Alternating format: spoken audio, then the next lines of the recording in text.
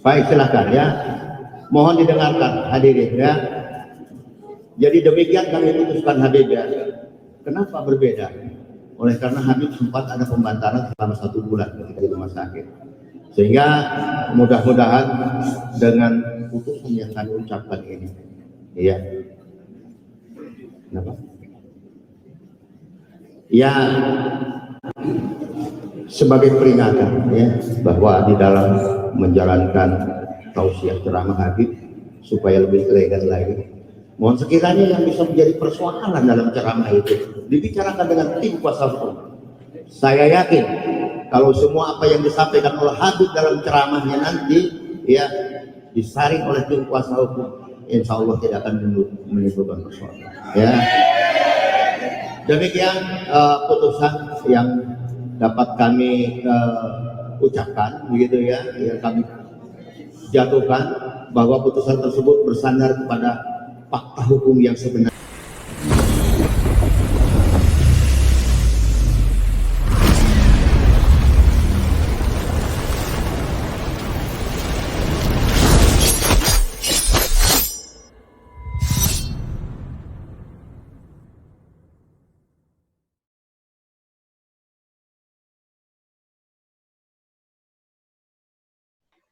Assalamualaikum warahmatullahi wabarakatuh. Berjumpa lagi dengan saya Dr. Akal ya di channel kesayangan kita, Hidayah Mualaf Channel. Channel yang mengedukasi dan menghibur. Channel di mana Oten yang datang untuk belajar akan pulang membawa ilmu, sedangkan Oten yang datang kejang-kejang akan makan tak sedap, tidur pun tak bisa. Sleeping ya. Di kesempatan ini kita akan mengabarkan satu berita sukacita di mana Habib Bahar bin Smith hari ini bebas ya. Hari ini bebas ya setelah majelis hakim pengadilan menjatuhi hukuman vonis 6 bulan 15 hari penjara. Ya. Jadi kenapa bisa bebas padahal dijatuhkan vonis 6 bulan 15 hari? Ya, dikarenakan Habib Bahar bin Smith ini mulai ditahan pada Senin tanggal 3 bulan 1. Jadi ditahannya ya, pertama kali ditahan itu bulan 1. Sekarang sudah bulan Agustus alias sudah 6 bulan 15 hari. Jadi kalau ditotalin dari penahanan pertama ya, yaitu tanggal 3 bulan 1 sampai sekarang, itu totalnya sudah ada sekitar 6 bulan 14 hari. Jadi tinggal sampai hari ini, Habib Bahar bin Smith harus menjalani penjaranya ya. Jadi besok sudah bisa bebas. Jadi besok sudah bebas, hari ini hari terakhir. Jadi lagi beres-beres lah kita bilang ya. Karena pengadilan mengetok palu hukumannya 6 bulan 15 hari. Karena nggak mungkin hukumannya 3 bulan. Kalau 3 bulan minus dia. Ya, hukumannya minus gitu. Karena lama persidangan kan sudah 6 bulan. Jadi lama penahanan sampai persidangan kalau ditotalin ini sudah 6 bulan. Jadi pas lah. Begitu dijatuhin 6 bulan, maka besok Habib Bahar akan langsung bebas ya. Dan tentu saja berita ini akan menimbulkan kejang-kejang bagi pihak Oten. Tentu saja nih bentar lagi Oten-Oten pasti akan ngamuk ya, terutama nanti malam dari channel-channel polemikus Kristen. Mereka pasti semua akan membahar tentang bebasnya Habib Bahar bin Smith yang hanya divonis 6 bulan. Pasti mereka akan bilang, si Kosman bin Sunet 6 tahun, tidak adil gitu kan. Ya mereka pasti akan bentar lagi teriak-teriak. Oke, kita lanjutkan ya. Vonis terhadap Habib Bahar bin Smith dibacakan langsung oleh majelis hakim yang diketuai oleh Dodong Rusdani di Pengadilan Negeri Bandung, Jalan LRRE, Marta Dinata, Kota Bandung pada Selasa 16 Agustus 2022. Dalam putusannya, hakim menilai pemilik pondok pesantren Tajul Alawiyin di Bogor bersalah sebagaimana dakwaan pertama. Dalam hal ini, Bahar dinilai menyiarkan kabar tidak pasti sehingga dapat menerbitkan keonaran di kalangan rakyat. Mengadili, menjatuhkan pidana penjara kepada terdakwa Habib Bahar Asyaid Bahar bin Ali bin Smith dengan pidana penjara selama 6 bulan 15 hari, kata hakim. Vonis yang diberikan majelis hakim tersebut lebih rendah ketimbang tuntutan jaksa penuntut umum atau JPU yang menuntut Bahar dengan hukuman 5 tahun penjara. Usai putusan yang dibacakan Bahar, sejumlah pendukung Bahar yang memenuhi area persidangan bergemuruh. Mereka berteriak tak puas atas putusan yang diberikan oleh hakim ya. Saya juga nggak ngerti kenapa pendukung malah tidak setuju. Padahal kalau kita hitung, cuman harus menjalani 1 hari lagi. Ya, tinggal tunggu besok baru bisa bebas. Hari ini ya anggap saja selesai sidang ya, karena sidangnya tadi selesai jam 11. Ya, baru saja selesai jam 11 tadi, tinggal pulang, ya artinya balik ke tahanan, terus beres-beres barang, terus mungkin ya silaturahmi dengan orang-orang yang ada di dalam ya, ngobrol-ngobrol gitu kan. Jadi istilahnya malam terakhir lah bersama orang-orang yang ada di sana, dan kita tahu bagaimana banyak orang-orang di penjara itu yang mulai belajar Islam ya, yang mungkin dulunya Islam KTP, terakhir sudah mulai mengenal Islam lebih dalam, yang mungkin agamanya non-muslim ya, ataupun Oten, ataupun agama lainnya mulai belajar Islam. Bahkan ada yang disyahadatkan juga, dengar kabar ya, ada yang disyahadatkan juga di dalam penjara. Jadi saya rasa ya sudahlah gitu ya, walaupun banyak pendukung mungkin merasa harusnya bebas gitu kan, harusnya langsung bebas gitu, ataupun hukumannya cuma 3 bulan, toh udah lewat juga, mau gimana gitu. Ya kalau divonis 3 bulan lebih ngaco lagi gitu, minus jadinya ya, minus jadinya. Jadi ya saya rasa hukumannya sudah cocok lah ya, karena kita anggap 5 tahun tuntutan, 6 bulan ketok palu ya. Dan kita harus melihat juga bahwa teman-teman kita di sebelah ini dijamin akan kejang-kejang sebentar lagi. Sebentar lagi mereka akan kejang-kejang ya, karena Habib Bahar udah keluar, ya belum lagi yang lain-lain juga istilahnya sudah mulai ketar-ketir gitu, udah mulai ketar-ketir karena dianggap pembela-pembela Islam sudah mulai satu persatu ya, unjuk gigi kembali. Kayak Ustadz Yaya Waloni aja sudah membuat Oten-Oten sekarang mulai kejang-kejang kembali ya. Oten-Oten di seluruh Indonesia mulai ngamuk-ngamuk, mulai kerasukan, mulai kepenuhan. Bisa dikatakan super kepenuhan sekarang, karena mereka menganggap, waduh gawat ini. Ya Ustadz Yaya Waloni kembali gitu kan, kembali muncul, wah ini gawat gitu. Dan kita tahu bahwa tugas-tugas kita ini sekarang adalah bagaimana membentengi umat, terutama di daerah-daerah pedalaman, di daerah-daerah yang tidak terekspos. Karena kita tahu disitulah para misionaris bekerja. Mereka tidak mungkin mau frontal di kota karena terlalu beresiko. Terlalu banyak mata menyorot ke sana. Apalagi sekarang zaman teknologi. Jadi Oten-Oten nggak mungkin akan fokus di kota-kota. Kecuali yang malas ke daerah ya. Yang malas ke daerah, yang sekedar misionaris-misionaris biasa, mereka mainnya di kota. Tapi misionaris yang benar-benar ngejar target. Ya, targetnya misalnya mau murtadkan berapa orang, mereka pasti akan masuk ke pedalaman-pedalaman. Karena lebih gampang, di pedalaman yang pertama, orang-orangnya lebih polos. Ya, orang-orangnya benar-benar tipikal yang polos sekali. Yang kedua, mereka nggak ngerti yang namanya perbandingan agama. Tinggal disugesti, ya, tinggal dibilang, wah Isa yang terkemuka, tinggal ditawari Indomie, didoakan supaya rezeki banyak, padahal rezekinya dari mereka, dikasih duit. Padahal kalau minta duit sama setan pun bisa, sama jin pun bisa, ya, sama babi ngepet pun bisa kalau cuma minta duit. Nah, ini membuat orang-orang di kampung itu selalu menjadi makanan empuk bagi para misionaris. Kita tahu mereka selalu masuk sampai pedalaman-pedalaman dengan jalur-jalur yang kita bilang ya cerdik ya atau licik ya, sama aja lah ya. Mau dibilang cerdik atau licik terserah lah ya. Mereka masuknya itu dengan indomisasi, dengan membangun sekolah atau dengan membangun tempat les gratis gitu. Jadi untuk anak-anak yang ada di masyarakat sana diberikan sekolah atau les gratis. Baru nanti pelan-pelan dikristenkan. Ya, pelan-pelan diajarin tentang kekristenan dengan harapan anak-anak ini di masa depan akan menjadi pasukan Oten. Ya, anak-anaknya. Jadi anak-anaknya ini kalau udah jadi pasukan Oten ya orang tuanya nggak masalah, kalaupun tetap Islam. Karena orang tuanya suatu saat akan meninggal. Sedangkan anak-anaknya suatu saat akan menikah dan memiliki keturunan. Jadi kalau anaknya udah jadi Oten, maka otomatis anaknya lagi akan jadi Oten. Jadi kakeknya nanti tetap Islam nggak apa-apa, yang penting bapaknya Oten, mamanya Oten, anaknya nanti jadi Oten. Jadi mereka mulai memotong ya, mereka memotong generasi itu, mereka nggak targetkan yang tua-tua. Karena mereka anggap yang tua ini nggak ada guna. Mereka jadi Oten, tapi anaknya nggak jadi Oten, apa gunanya? Ya, apa gunanya? Kecuali nikah lagi. Sama kayak si Saifuddin Ibrahim. Saifuddin Ibrahim sekarang agak mending karena dia punya 3 anak perempuan. Ya, dia punya 3 anak perempuan yang notabene itu semua Oten ya. Ya, kita doakan semoga putri-putri dari pendeta Saifuddin akan mendapatkan hidayah juga, karena mereka masih kecil ya, sebenarnya mereka masih nggak tahu yang mana Tuhan yang sesungguhnya. Mereka cuma didoktrin, karena mereka tahu bapak mamanya adalah pendeta, bapak mamanya selalu mengajarkan tentang Yesus. Padahal kalau dikasih fair gitu ya, diajarkan tentang Kristen, diajarkan tentang Islam, nanti biarkan anaknya yang memilih, ada kemungkinan bahwa anaknya akan mendapatkan hidayah.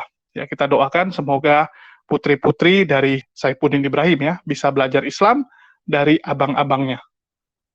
Jadi kalau dulu, bayangkan Saifuddin itu nggak punya istri lagi, nggak punya anak, ya nggak masalah dia jadi oten. Dia nggak masalah dia jadi oten. Dia jadi oten, selesai dia meninggal, selesai. Yang penting anak-anaknya itu muslim. Nanti cucunya ya muslim semua. Ya, cucunya, cicitnya, turun-turun ke bawah juga tetap muslim. Itulah kenapa oten-oten tuh pinginnya jangan seperti si Saifuddin. Kalau bisa, yang jadi oten itu anaknya. Yang jadi oten itu anaknya tuh supaya nanti keturunan ke bawahnya tetap jadi oten. Kalau yang tua-tua ini kan nunggu waktu aja, lebih cepat ya kemungkinan lebih duluan balik gitu kan, duluan meninggal. Kita bukan mau mendahului ya, tapi kan biasanya kalau ngikuti pola biasa yang tua ini kan suatu saat dia juga akan meninggal, terus dia juga nggak ada keturunan lagi gitu, kecuali dia menikah lagi. Kalau yang sudah punya anak, terus dia udah punya cucu, kecil kemungkinan dia nanti punya anak lagi. Paling dari 100 mungkin ada 1-2 lah yang memilih menikah lagi. Jadi inilah yang ditargetkan oleh oten-oten, anak-anak kecil. Dan kita bisa lihat bagaimana perang proksi ini sedang terjadi. Jadi anak-anak itu ditanamkan tentang kekristenan, mulai dari sekolah, ya mulai waktu di SD, SMP, belum lagi di sosial media, bagaimana anak-anak yang notaben Islam ya, sekarang mulai menggunakan salib. Kejadian yang di MU, di ini ya, di mahasiswa yang ada di Jogja itu ya. Jadi itulah yang sedang ditanamkan oleh oten-oten, karena yang mereka targetkan itu generasi muda. Yang mereka targetkan generasi muda, dan kita butuh pejuang-pejuang ya. Termasuk Habib Bahar bin Smith yang notaben itu juga generasi muda ya. Dia punya target market atau segmennya ya. Segmen dia itu kan anak-anak muda. Yang kita harap dia bisa terjun ke lapangan ya, karena saya lihat dia termasuk aktif. Ya, beliau termasuk sering turun langsung ke lapangan, dan banyak pendukungnya itu dari generasi muda juga. Ya, banyak dari generasi muda. Jadi saya rasa ya ini akan menjadi tambahan amunisi yang bagus di mana kita butuh ya lebih banyak ulama-ulama atau kiai-kiai yang spesialis gitu di generasi milenial. Jadi kita harapkan semoga dengan bebasnya ya Habib Bahar bin Smith ini menjadi tambahan kekuatan bagi umat muslim ya, membentengi rencana pemurtatan yang dilakukan oleh para oten-oten ini. Ya, kita tahu Habib Bahar ini adalah orang yang sangat dekat dengan Habib Rizik ya, Habib Rizik Sihab. Terus bisa dikatakan Habib Bahar merupakan tokoh utama penggerak serangkaian aksi bela Islam yang selalu aktif dalam setiap kegiatan-kegiatan yang berskala besar maupun berskala kecil. Jadi ini adalah satu hal yang luar biasa dengan bebasnya Habib Bahar, dan kita tunggu respon dari para oten ya, karena saya berani jamin ini oten-oten pasti akan ngamuk ya, pasti akan ngamuk dengan mengatakan tangkap lagi, tidak adil gitu kan, karena mereka pasti akan dengan segala cara melaporkan ya, karena mereka pasti meminta kalau bisa ditangkap lagi gitu, karena dulu juga gitu kan, udah ditangkap keluar mereka minta ditangkap lagi.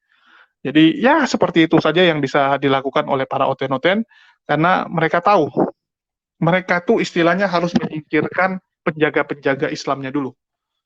Di Indonesia ini kan ibaratnya seperti mangsa, ya, seperti mangsa yang sangat besar.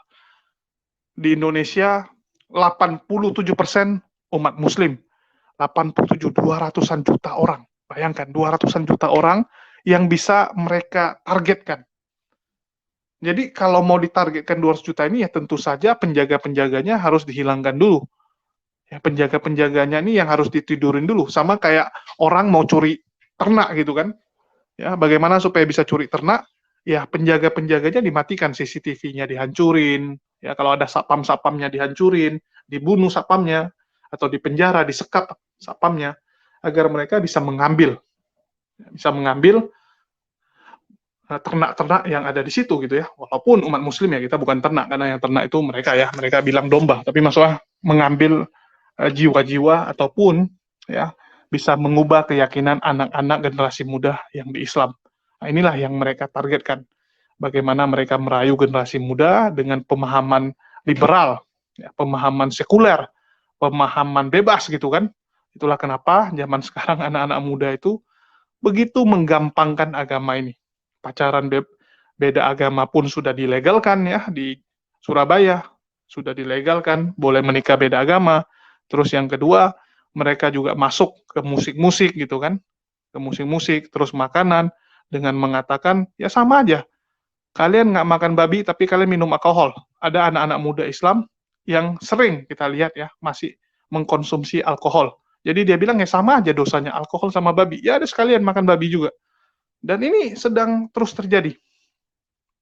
Lagi terus terjadi ya, generasi muda sekarang makin rusak dibikin oleh para oten-oten ini supaya menyerupai mereka. Menyerupai kaum mereka. Gaya hidupnya.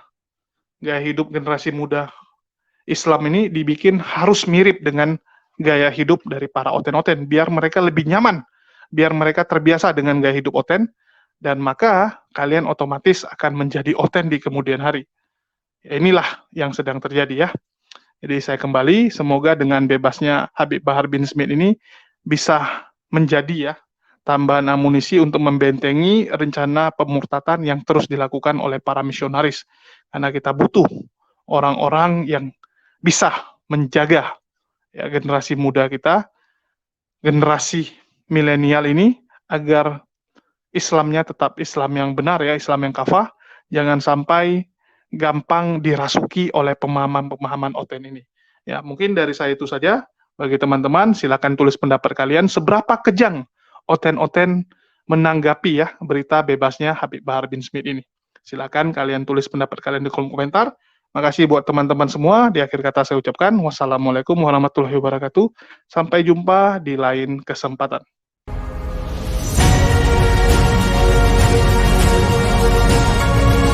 Saudara-saudara nggak usah masuk Kristen. Di Kristen aja banyak penipu. Di Kristen saja banyak sekali yang menyakitkan hati saya. Bayangkan alat-alat di gereja saya ini yang baru saya beli diambil anak rohani saya, si Yopi, Nobin, kerjasama dibawa ke Yayasan Bethesda katanya. 2 hari diangkut alat-alat itu. Di Kristen sudah banyak jahat. Nggak usah masuk Kristen. Karena orang-orang di Kristen aja banyak yang jahat.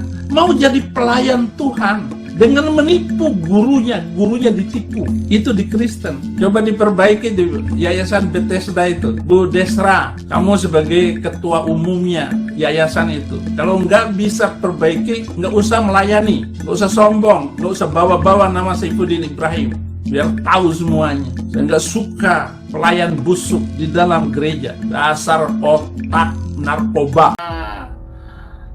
Kalau donasi ke saya, untuk membuat seluruh Indonesia terima Yesus Kristus. Saya imamnya karena saya sudah ditahbiskan oleh Tuhan Yesus Kristus sebagai imam besar. Mereka iri dengan Saifuddin Ibrahim. Jangan sekedar nonton aja yang bukan subscribe itu. Kasih komentar. Beritakan cerita semuanya itu, kasih komentar semuanya. Dan jangan lupa donasi untuk pelayanan Saifuddin Ibrahim, pelayanan di Indonesia juga.